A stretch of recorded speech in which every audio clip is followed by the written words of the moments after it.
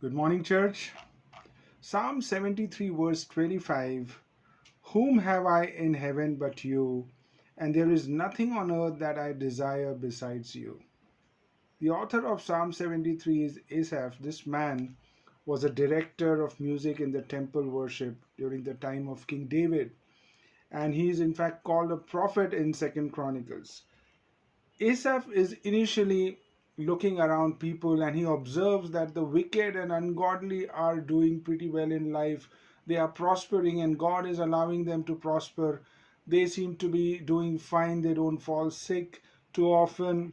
They are happy and proud. And in fact, Asaph is now envious of their success. These arrogant people, he feels that do they really deserve this? What is happening? In fact, he stumbles in his faith. He thinks, is his faith in vain?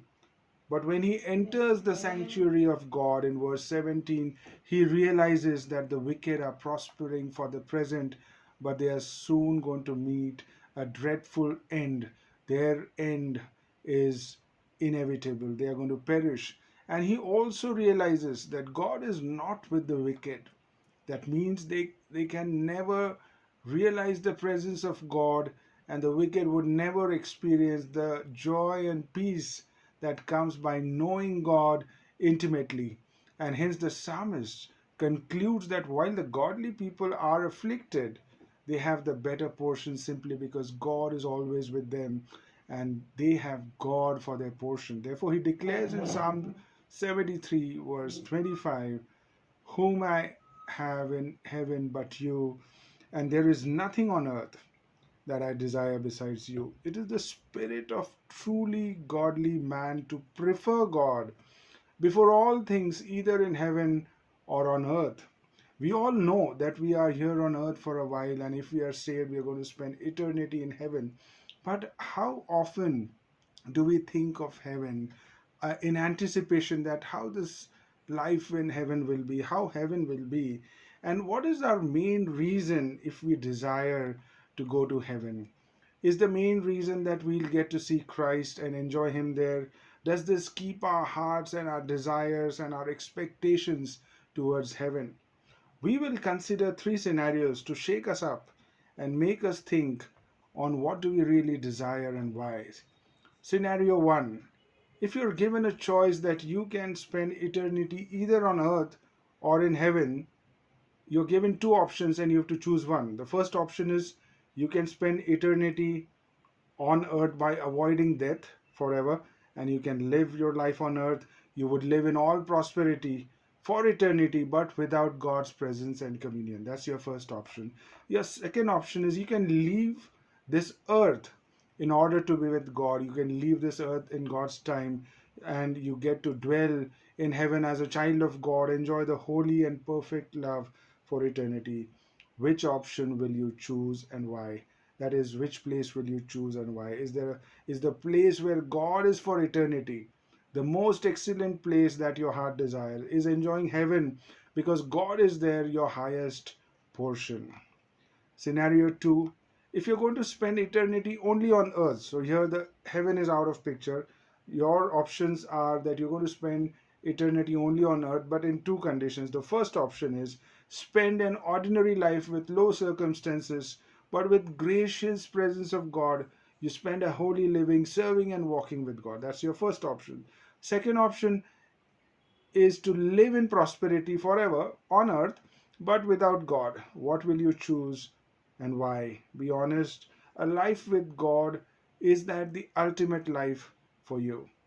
Scenario 3, if there was an option to choose your way to heaven, the first option is the way to heaven is through the redemption plans of the Trinity.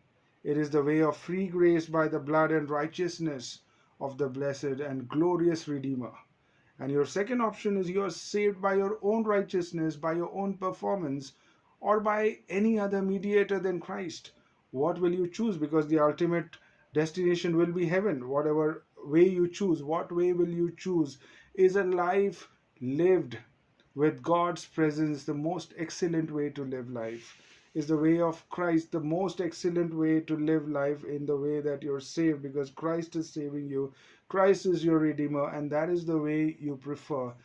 You see, the ultimate pleasure we would have is in the presence of God, and unless we are in the presence of God, we are going to miss something. We will see that something is missing in life. While on earth, we are given this experience and this joy of obeying Him, doing His will.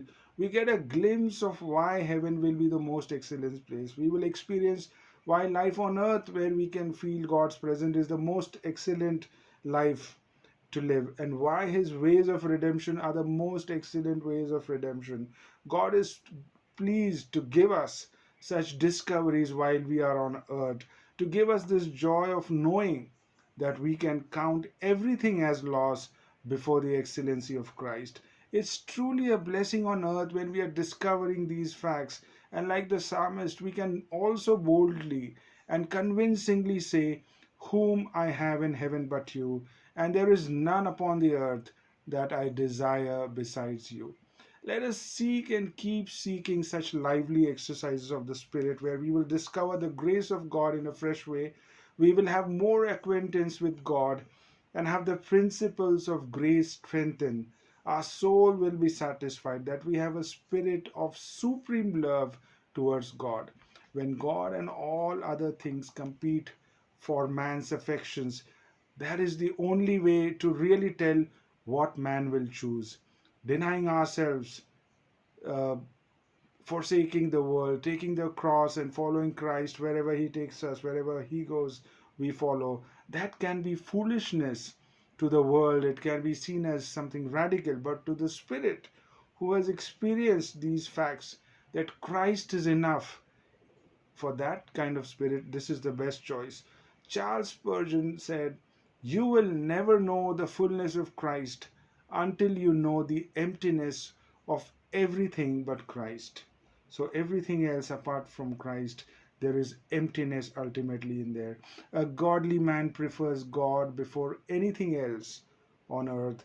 A godly man prefers God before everything else in heaven. He is not looking forward to spending eternity in heaven because there are streets of gold and precious stones and mansions and a resurrected body with no disease. At least that's not the primary reason. The primary reason is that he can be with Jesus forever. Amen.